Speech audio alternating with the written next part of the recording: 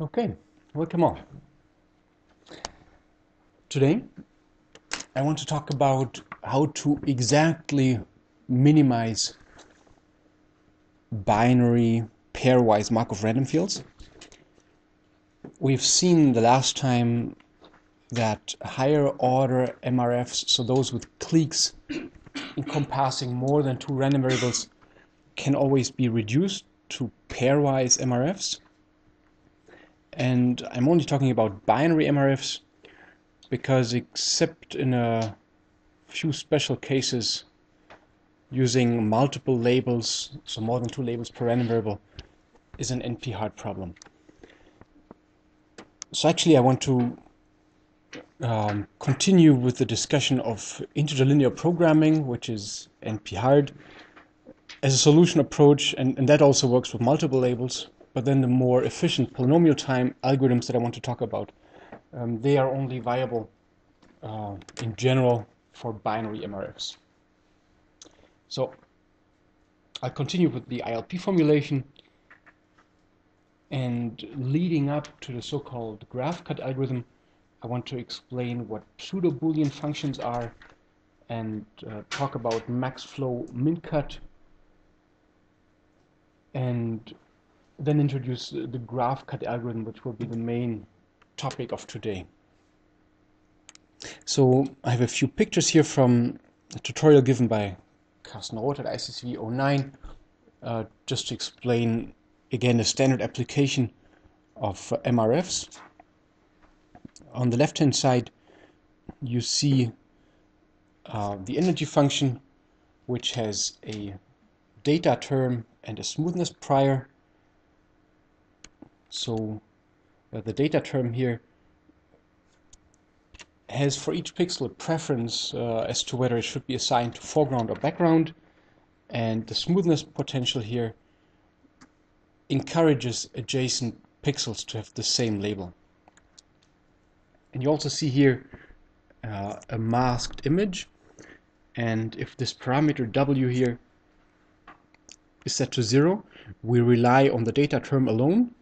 And in this particular case, I have not shown you the original image, but we have this red animal in front of a gray or green background. The data term already, the data term alone does pretty well already, but there are some small outliers here. And the smoothness prior is a means of getting rid of them. So if you switch the smoothness prior on too strongly, then you see that it starts cutting off. So that's maybe overdoing it a bit, but here w equals 40 looks like a reasonable compromise. And in terms of a factor graph, we have factors that are not shown here for these unary terms. So associated with each random variable is a factor that tells us whether it should be foreground or background according to local observations. And then we have these factors that connect adjacent random variables and that prefer a smooth over a non-smooth solution. On the right hand side is another small example where foreground and background was the color models used for these unary predictions were taught using the scribbles, with the white scribble for foreground and the black scribble for background. And if this learned color model is used in such an MRF, then we have the problem of finding the best state X for each of these random variables. And ICM is a greedy optimization technique, and it generally it's a kind of gradient descent, and generally speaking it only finds a local minimum.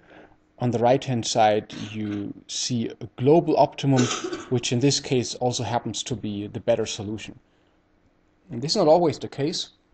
If your model is imperfect, then it can happen that the desired solution has a higher energy than the global optimum under your model. But in this particular case, one would argue that the solution corresponding to the global optimum is more meaningful than this local optimum that was found by ICM. And today is all about finding these global optima.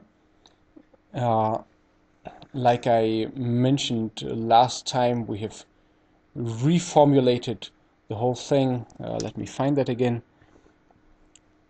as an integer linear program. So we introduced these indicator vectors q, where qi of k says that a value of 1 means that at pixel I the label k is taken by this random variable, and then we have a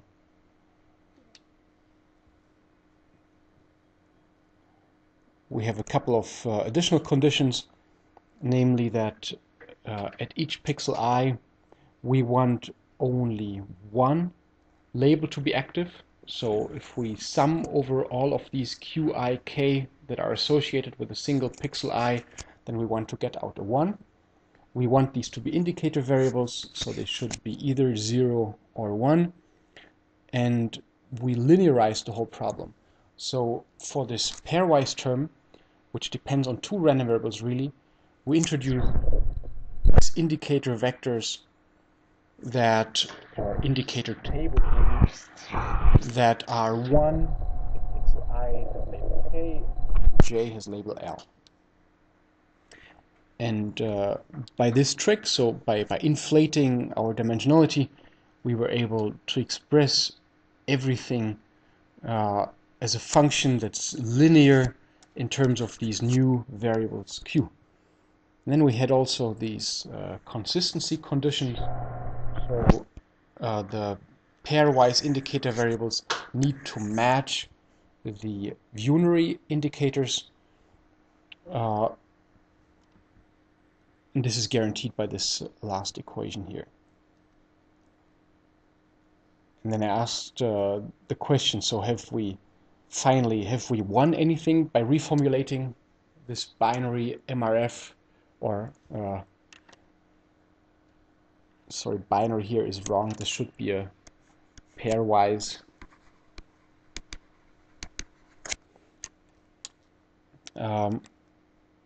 Have we won anything by, oh, that was the magic ink that disappears. So have we won anything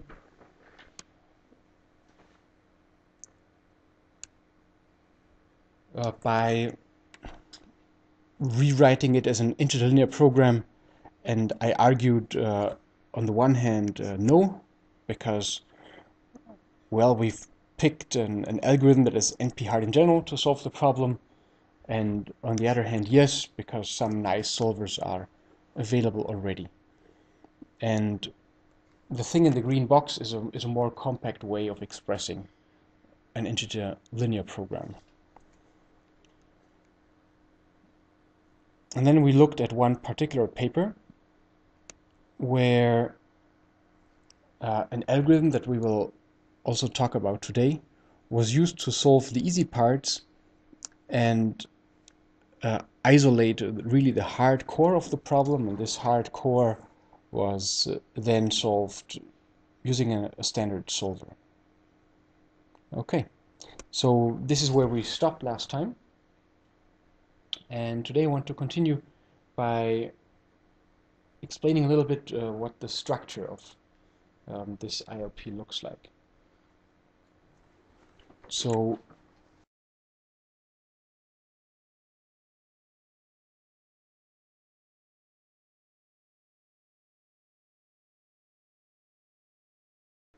the structure of the ILP that I wrote down last time. We had given the equation a number. This was equation number 1. And ILP means integer linear programming, so we generally have an integrality constraint on these variables q. But here our variable q cannot be a general integer, it can only be 0 or 1.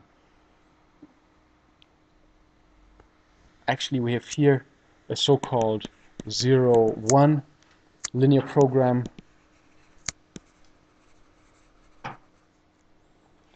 or a binary integer program.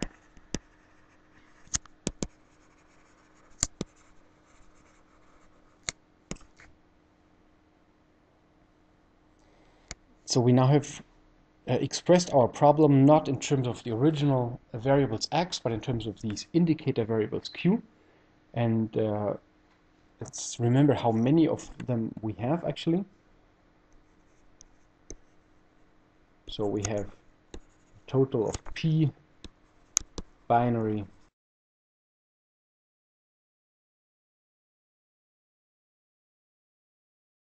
p was we had, so I write script v for the set of all vertices.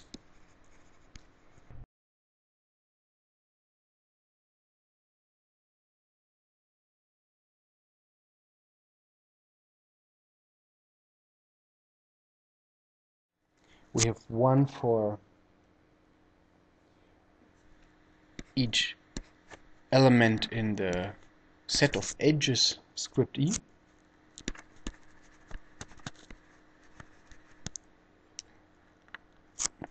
And an edge has two incident vertices, which can take any one of L labels. So that is the number. And if we take simply a four-connected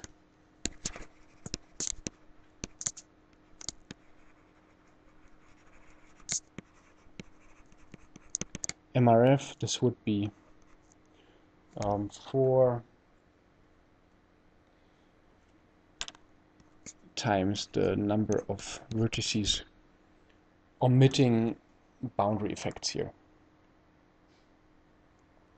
So we have p indicator variables, and since each one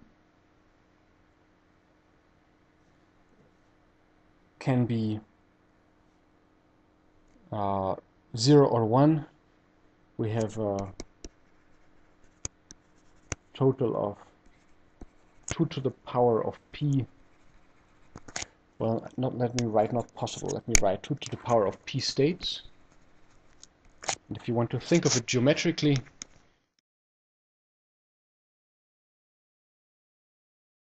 of a p-dimensional hypercube.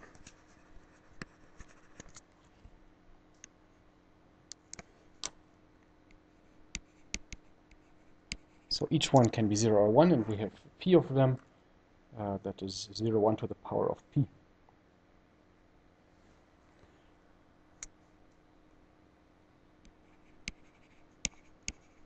And we have that many corners.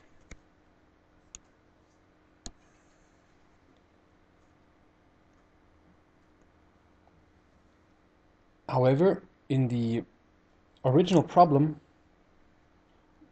or in the original formulation,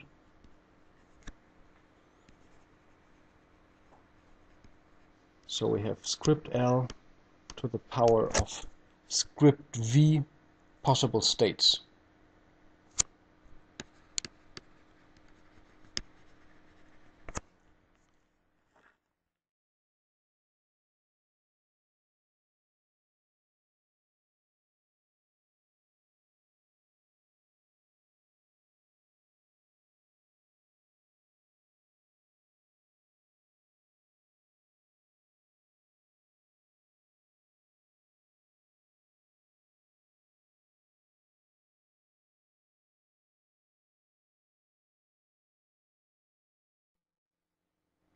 With P.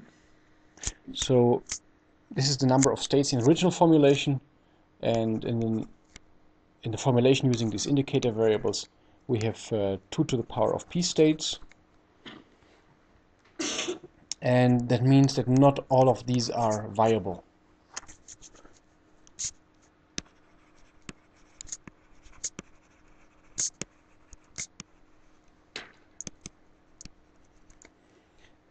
And the ones that are ruled out are made impossible by these consistency constraints.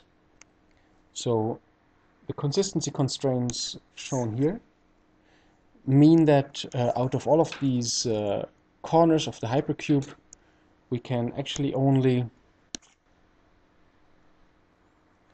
populate that many. And this is what I try to indicate here. So here is a hypercube shown in black in a very modest dimensionality. This is a 4-dimensional hypercube that's sketched here. And now we have all these consistency constraints that I, in the equation that I marked in red, they restrict ourselves to they restrict us to a subspace. So I can put or I can cut this high-dimensional hypercube with this permissible subspace, and then there are still a large number of vertices left in this subspace, and those are exactly this number of intersection of the hypercube and the consistency constraints.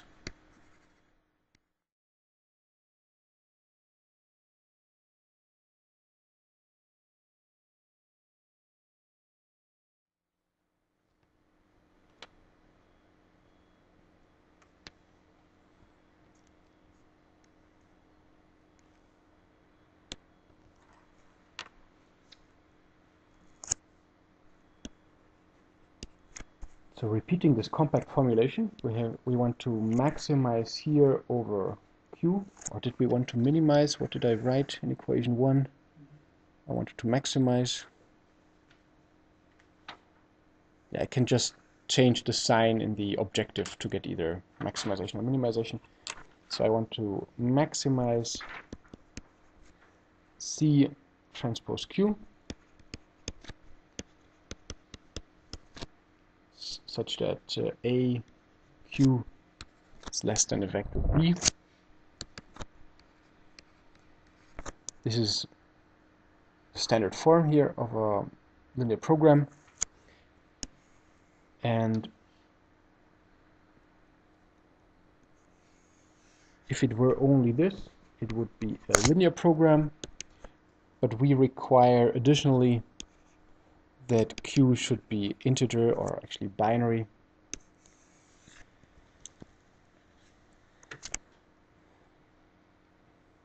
So the objective here is linear in Q, and a linear function is both convex and concave. This set of constraints here, so this set of constraints defines a convex polytope.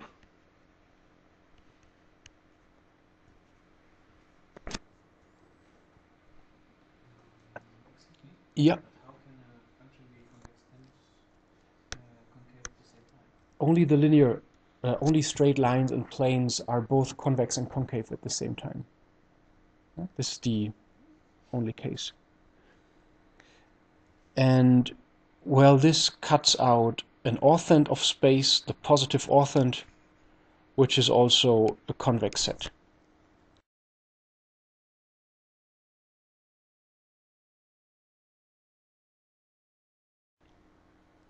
Just to remind you what is a convex set.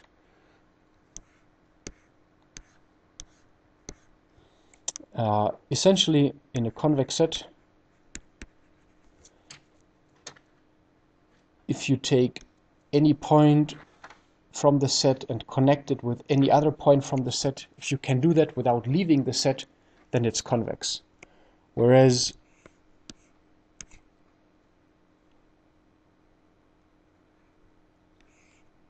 this set here is not quite convex because there's a point here and there's a point here, and if I connect them,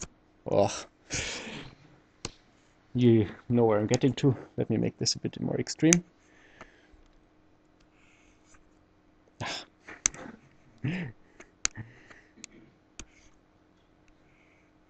Okay, so this point here and that point there, if I connect them, I have to leave the set, so this is not convex.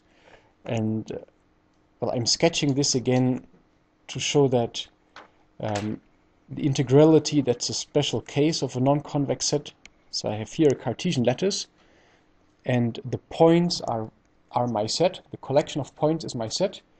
And if I now connect two of these set members, I have to leave the set.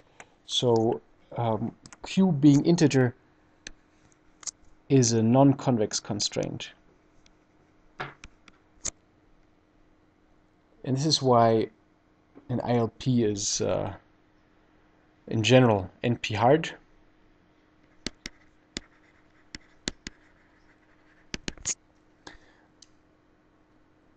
It can be minimized using branch and cut or branch and bound techniques, which actually use an LP as a subroutine.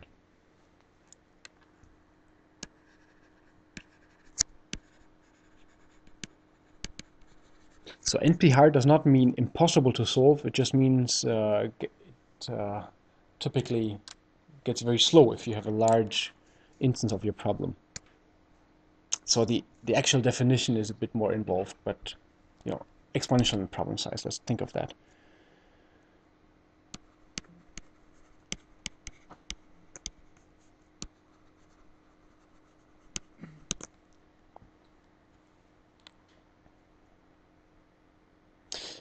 So who of you have done this part of the homework already?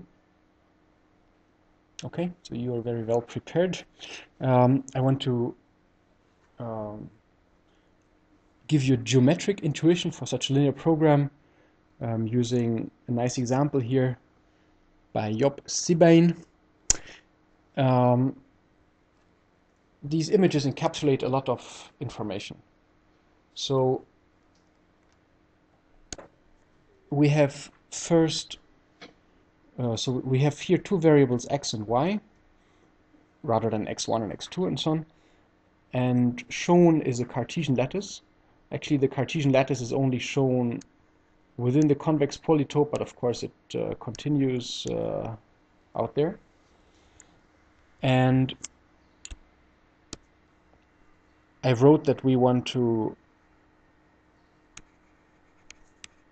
maximize Q transpose C such that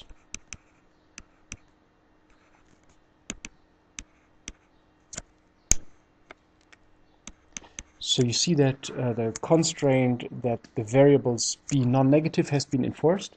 So we have the origin of the coordinate system here, and we have a constraint that says the feasible region is only in the naming of the variables here if y is larger than 0 and if x is larger than 0. But this axis here is called x and this one is called y. Now this is a matrix here. Let's say we have, let's say Q is p-dimensional, so this is p by 1, and then I have a matrix with m constraints.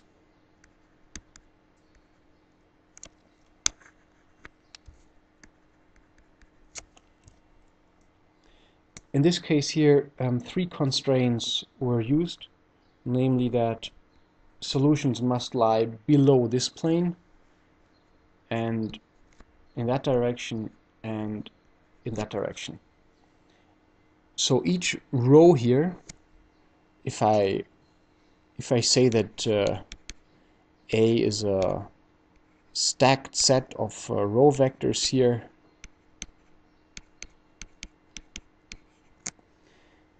then each of these rows of A defines a half space. And then the intersection of these half spaces can either be empty, in which case there is no solution to the problem, or it can be a convex polytope. That's the region shown here in yellow. And then unfortunately we also have this integrality constraint,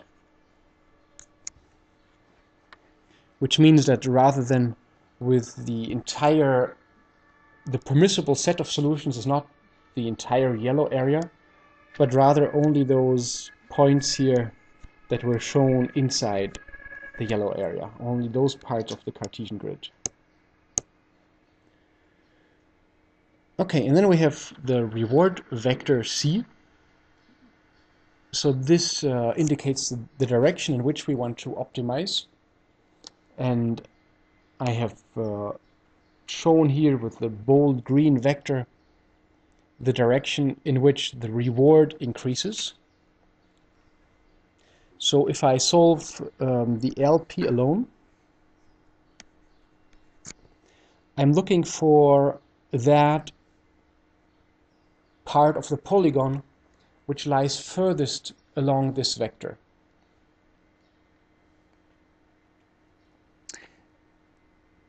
And now the construction here has been handcrafted to make the point carefully. The red line shown here is meant to indicate the normal direction of this constraint surface, 90 degrees angle, and the reward vector points slightly to the left of this normal vector.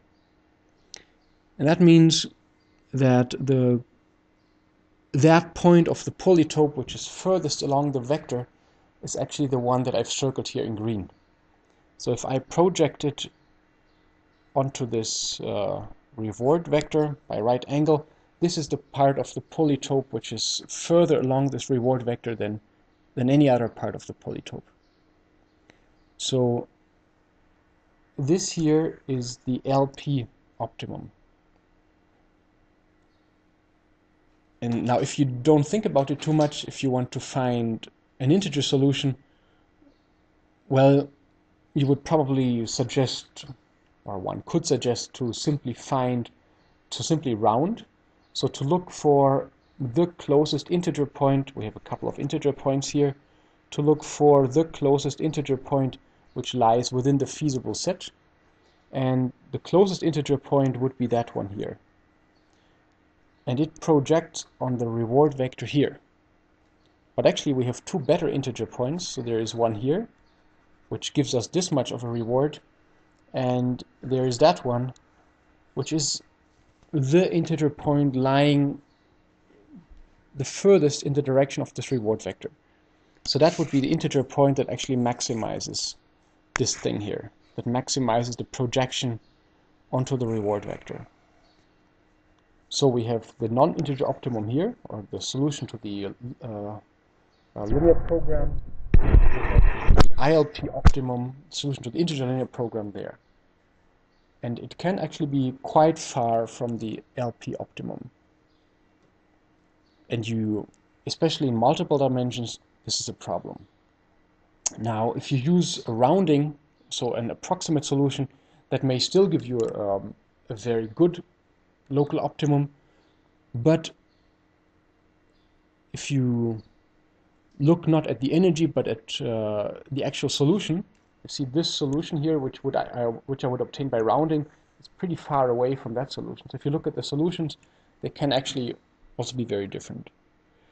And integer linear programs have the ambition to solve this problem exactly.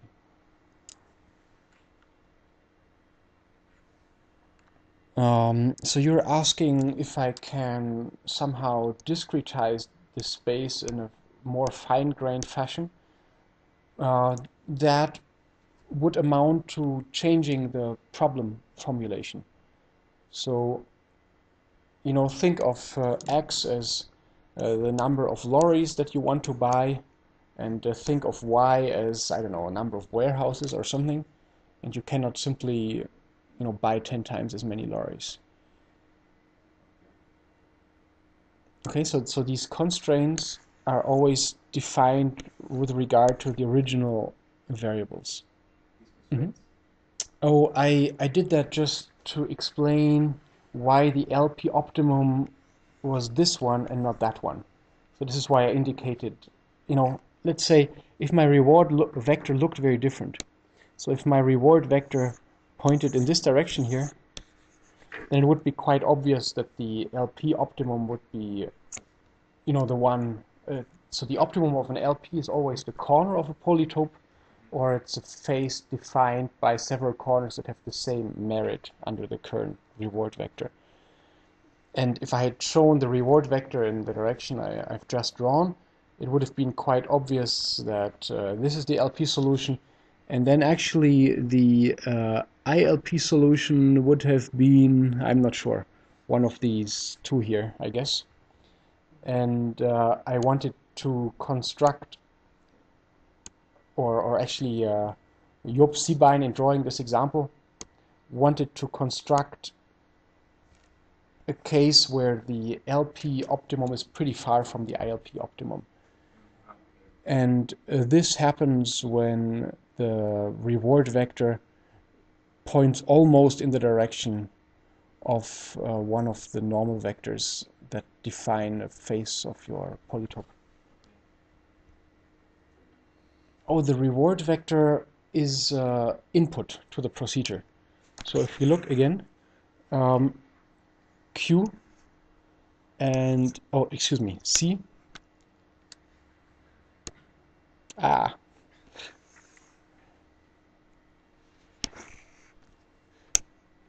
So C and A and B are given. And we only solve this with respect to Q. So in our particular case, let's go back to famous equation 1. A would be the consistency constraints. And as I said last time, actually our consistency constraints are equalities, so I can use two inequalities to express them. And C is the combination of all the terms in my objective function.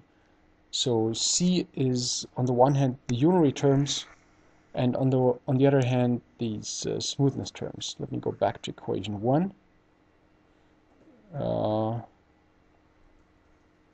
There we go. So my vector,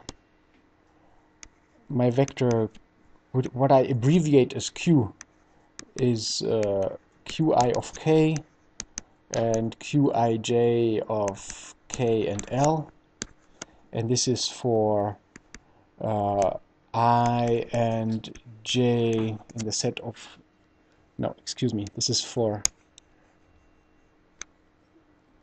let me use another letter here, I, let's say O and P.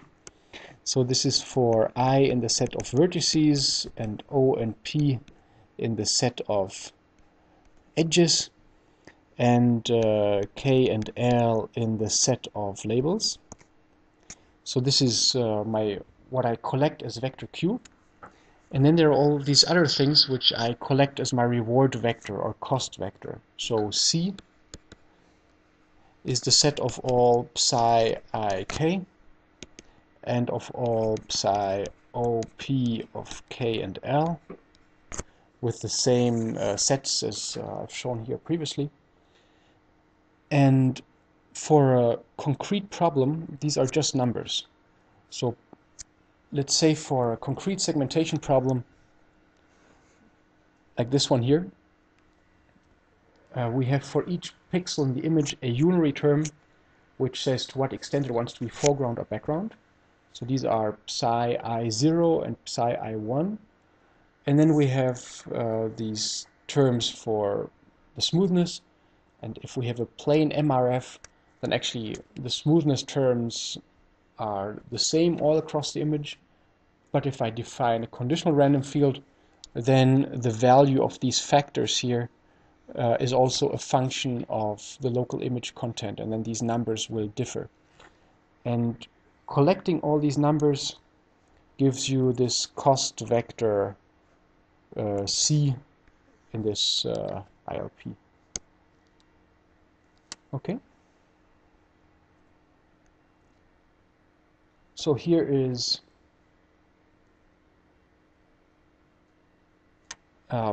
here's the geometry of the problem that we're actually trying to solve. And I have a few more comments on this. you may observe that so the LP solution is always at the corner of this convex polytope, or somewhere between corners that have the same energy or same reward, that incur the same reward. The integer solutions here all lie on the corners or on the faces of the convex hull. So here in red is the convex hull. And if you could specify the convex hull, then you could use simply a normal linear programming solver to find a solution, which would be typically a corner of this hull, and hence would also be the solution to the ILP. So if my constraints a, q less than b, so if these constraints specify the convex hull, then in this case, and only in that case, my LP solution is the same as my ILP solution. Unfortunately, this doesn't buy us much, because finding the convex hull is again an NP-hard problem. Or if you want to write it down, then this will typically involve an exponential number of this convex hull typically has an exponential number of faces. But the best constraints you could possibly find are those that define a face of my convex hull. So I'm showing here now a few of these so-called, excuse me, maybe those were too many. Let me show just one. So shown here in friendly green is a facet-defining constraint.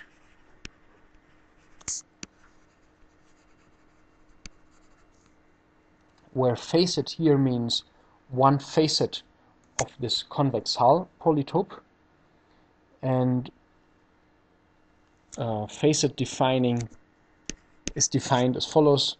That's a face of the set not equal to the set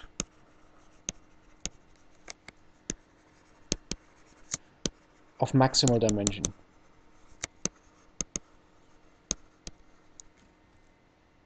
So the convex hull that I showed here in red, well, it has one face, which is just this area here. The face staring at us, that's two-dimensional. But that is the set itself. So we're looking for this set of maximal dimension, which defines a face that is not equal, or that does not cover the entire set. So for two-dimensional polytope, a facet-defining constraint would be a line. For a three-dimensional polytope, a facet-defining constraint would be a plane, and so on. And these are the best possible constraints you can possibly have. And one big research topic and optimization is, for a given problem, to try and define or try and find how to describe facet-defining constraints. And if you have a recipe how to find at least some facet-defining constraints efficiently, so in polynomial time, then you can use so-called cutting planes approaches. As I said, the convex hull has exponential number of faces typically, so you don't want to write them down, or you cannot write them down in most cases. But you can start with a small set of constraints, and you then obtain a solution that is not feasible, and then you try and find a violated constraint, and you add this constraint to the set, and you then iterate this. I will again talk about this in the context of structured support vector machines, where this is an important optimization heuristic. So when you read optimization papers, there's a lot of mention of these facet-defining constraints, and this is what they are.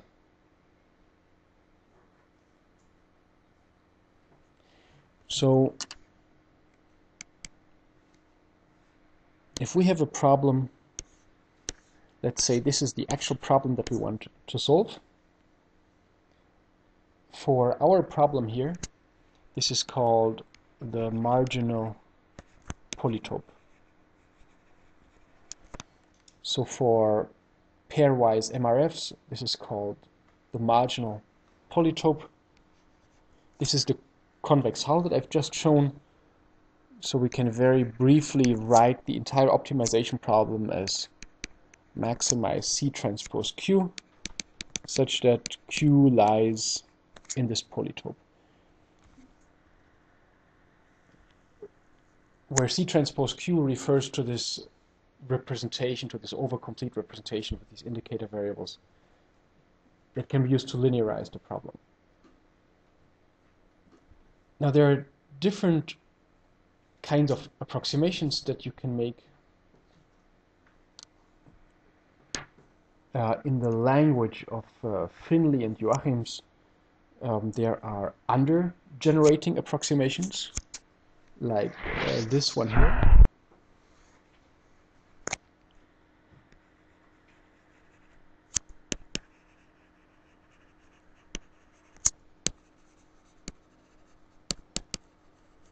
Where this green set is guaranteed to be a subset of the red set of the original problem. However, these under-generating approximations, they're not necessarily convex. So we can think of two cases. We can think of a convex subset, which, however, does not quite reach the corners, or we can think of an under-generating approximation which does comprise the corners of the original problem, but is no longer convex. So this is not necessarily convex. I don't think it has to, no. And examples are loopy belief propagation,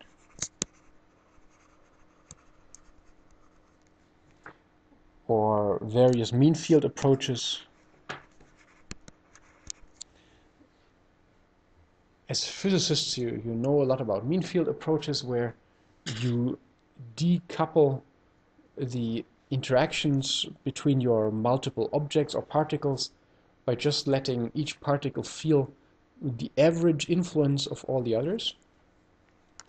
And Yedidia and Weiss showed that such belief propagations, they solve not the original problem, but a Bethe or a Kikuchi approximation to the original problem.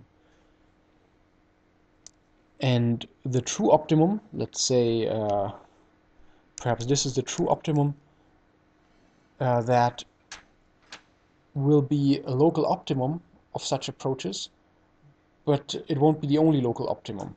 So there will be other local optima of this green function. So for example, if my reward vector is pointing in this direction here, then there would be at least two local optima here in the case that I've shown. And then there are over-generating approximations.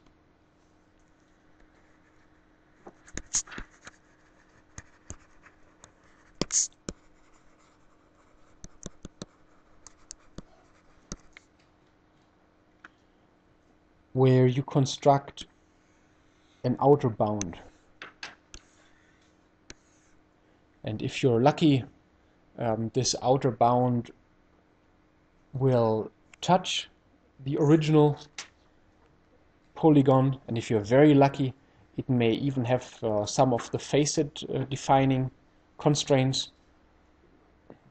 But as you see, for the cost vector that I had just shown, so if the cost vector points in this direction, then the optimum I would find under this overgenerating approximation would be this point here, rather than that point there.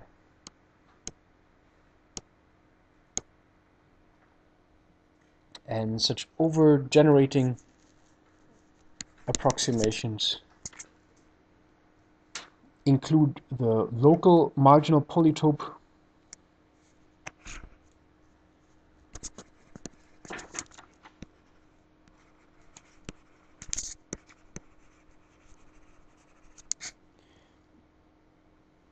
which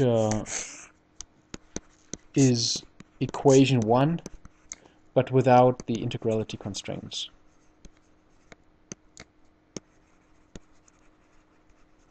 So this approximation of pairwise MRFs is so important that it has earned its own name.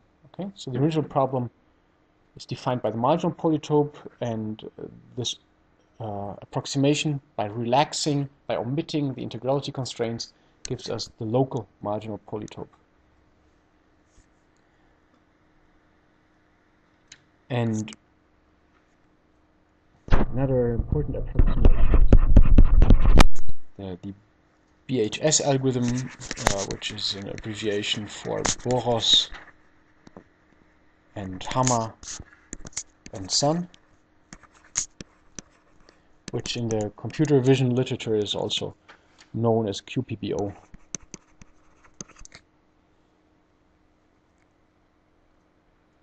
And we will talk more about that later today. And generally speaking, the interlinear program can be formulated in terms of a different set of constraints. So different formulations of the equation 1 of the ILP are possible, and they all have the same optimum, but the relaxations of these different formulations, they have very different properties. And much current research studies the merits of one of these approximations versus the other. So here's some geometric intuition for the problem. Note that the picture is not as wrong, because we're only looking at the corners of a hypercube. But even so, if I cut my hypercube with a plane, I can have more than just 4 points on the resulting set. Questions?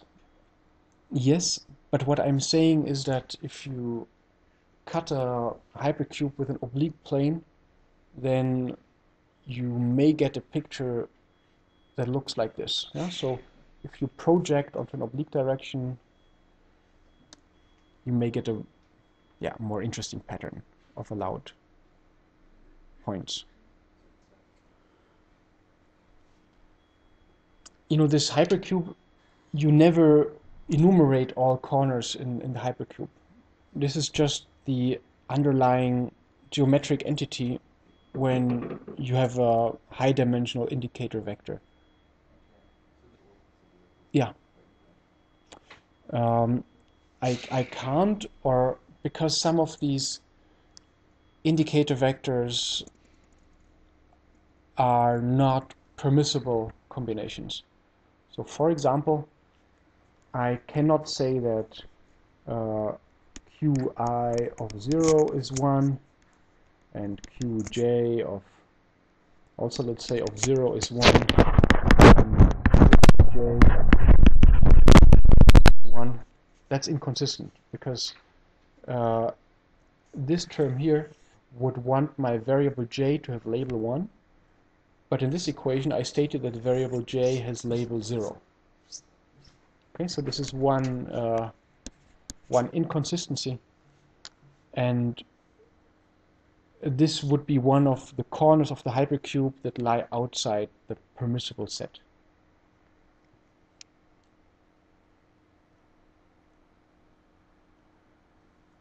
It's entirely correct. So you find an approximation of your convex hull that is easier to express, that has, for example, fewer faces. So your example is entirely correct. Yeah, you can approximate a buckyball or football, as you say, with a cube that's bigger. Yeah. Good point. So for some methods, the approximation quality is harder to measure than for others. But this algorithm here is one where it's particularly easy.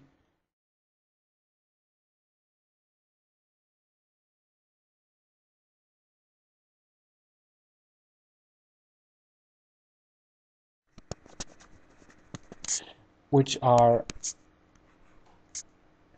either 0 or 1 or undetermined.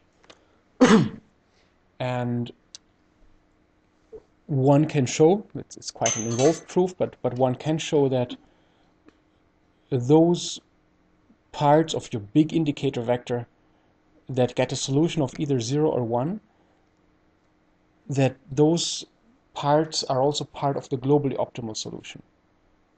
And if it so happens that you find a completely integer solution using this algorithm with no question marks at all, then you know that you have already found the global optimum. And then depending on the number of question marks you have, there's more and more, well, uncertainty as to how far you are or as to what the globally optimal solution is.